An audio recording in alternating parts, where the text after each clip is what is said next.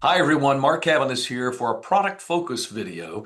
And today we're focusing on a brand new Christmas musical by Stan Pethel, Star of Promise. And with me today, Stan Pethel. Welcome, Stan.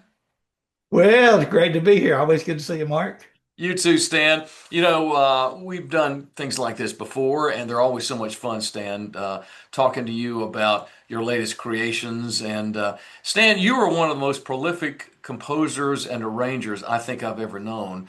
And we have touched on a little bit of that before, but I want to touch on it again for viewers who might not have heard some of those conversations. But again, I knew your work before we met 100 years ago, and I was always impressed with the variety that you are able to grasp. And again, we don't want to plow a lot of ground we've plowed before, but I remember your background with as a trombonist and a conductor and a professor at Berry College in Rome, Georgia, gave you and your background. You had a band, I remember, Yeah. and all of those things. You did a classic pop. You did classic rock. I mean, so you have this ability and talent to live comfortably in the classical world with your teaching and your experience in the Southern gospel world and so many different worlds. And then in the midst of it all, you've been so prolific. I remember again, I'm answering all the questions I'm giving you,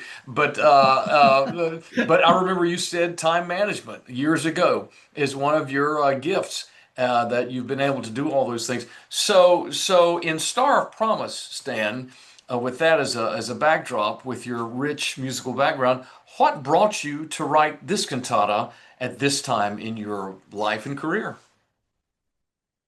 Well, besides all that, I also do a little church choir. You've even been there. That's right. Everett Springs Baptist Church. That's Yeah. right. Now, I've had several churches throughout my career, always part-time, bivocational, but this is the smallest one I've ever had. If we have 35 on a Sunday, that's a good crowd. But I have a very good 10 to 12 voice choir that can sing the parts. Of course, I got Big Joanne on the piano, so that helps. That's his wife, everyone. Uh, yeah.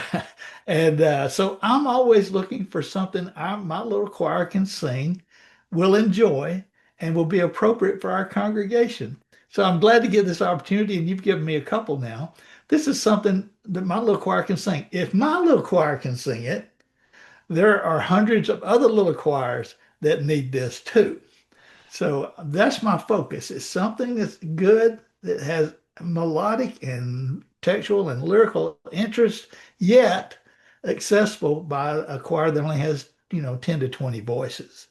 If you've got more voices, if you got 40, you'll sound even better. That's right. So That's right. that's kind of my focus there. And so you want to do some styles that are, and by the way, we're in an age now where contemporary feel is common. It used to be it was you had to go kind of traditional orchestral, but not anymore. You can throw in the rhythm section because all the people that were in their 40s 30 years ago are now in their 60s and 70s. So we're used to that. So the senior adults choir is the choir, and although I got some younger voices too. So that's my focus. Do something stylistically interesting, lyrically interesting, theologically solid, and that the small choir can knock it out in six rehearsals.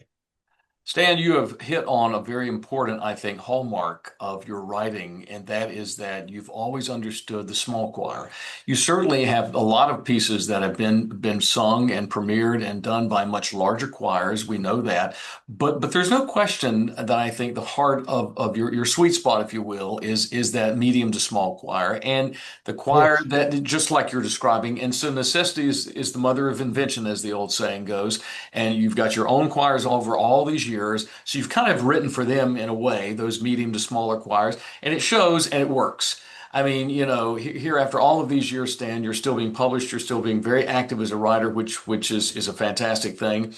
And from a publisher standpoint, it still sells very well because there's a market for what you do clearly, and there's clearly a market for the Star of Promise. I want to talk just a moment about, I think the kind of the angle, if you will, of this new work. It's 15 minutes in length, very doable, and in an era when cantatas, musicals, whatever you call them, that's a whole other story on how we classify those. But a lot of churches want to do their own thing. But still, a lot of churches, especially the bivocational music ministers, you call them, and as many others do, they're looking for something that's already put together and easy to put together and with narration. And the thing I love about what is done with Star Promised Land is there's a candle lighting thing that's woven through it.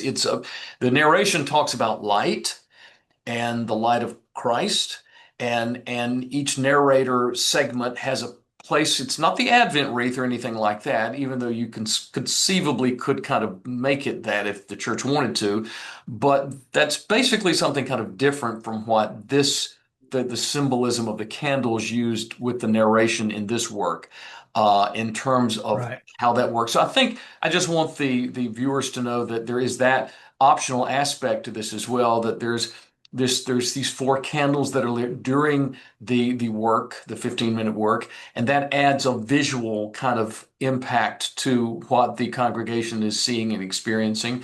And the narration talks about the star. There's a lot of words that have been said about the star. Was it a comet? Was it this? Was it that? And it doesn't really matter. We know it was sent by God. That's biblical, and it is there.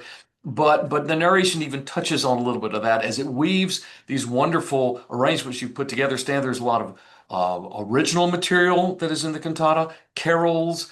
Yep. Uh, talk about some of that, Stan. I mean, how did you weave those together in terms of the balance of new versus carols? Well, stylistically, you want to like the first song is opens up with a rhythmic contemporary feel, but then we go into Joy to the World and Angels We've Heard on High. So every one of these has a carol embedded in it, so that we have new material, but yet a carol. There's a beautiful solo in here for a female soloist. It's lovely. And even that has a carol built into it. Oh, Little Town of Bethlehem is in their carol. And the star, you got to have a focus. You got to have a hook. The hook is the star, the light of the star, the symbolism of the light, and following the star. So that's our hook. Everything hooks into that. You can hook into the wise men, and we've done that before. You could hook into Bethlehem, but here the focus is the star, the light of the star, the direction of the star, the meaning of the star, and those carols all reinforce that as we're going along. And the closing song is one we co-wrote together called Jesus Lights the Way. So it has Yeah, this progressive arc, even in a 15-minute work. I love the way you've constructed it, Stan. It has that wonderful arc of the story of Christmas as told kind of through the lens of the star, if you will. And then it all points to how do we then go out of this place after hearing this work? right, Jesus lights the way. How do we therefore better live our lives? right. So yeah, I think that's very strong. And the usual companion products are available. Even the orchestration is available digitally, and those sell each time on even these smaller cantatas, which is Yeah. exciting to know that there are churches out there that want to use. You don't have to use all of the instruments. You could use a flute, a clarinet, or whatnot Oh, to listen, enhance it. if you've got a good piano player, you can throw in any instrument you want That's and it'll exactly just right. enhance it. Now, the That's tracks exactly. are pretty good. The They tracks are pretty really good. are. All done in Yeah, Nashville and the Nashville players and Nashville singers, and I think it sounds yeah, great. So excited about Star of Promise, Stan. And listen, yeah. thank you so much for this contribution to the catalog, Stan. We're really, truly excited about it.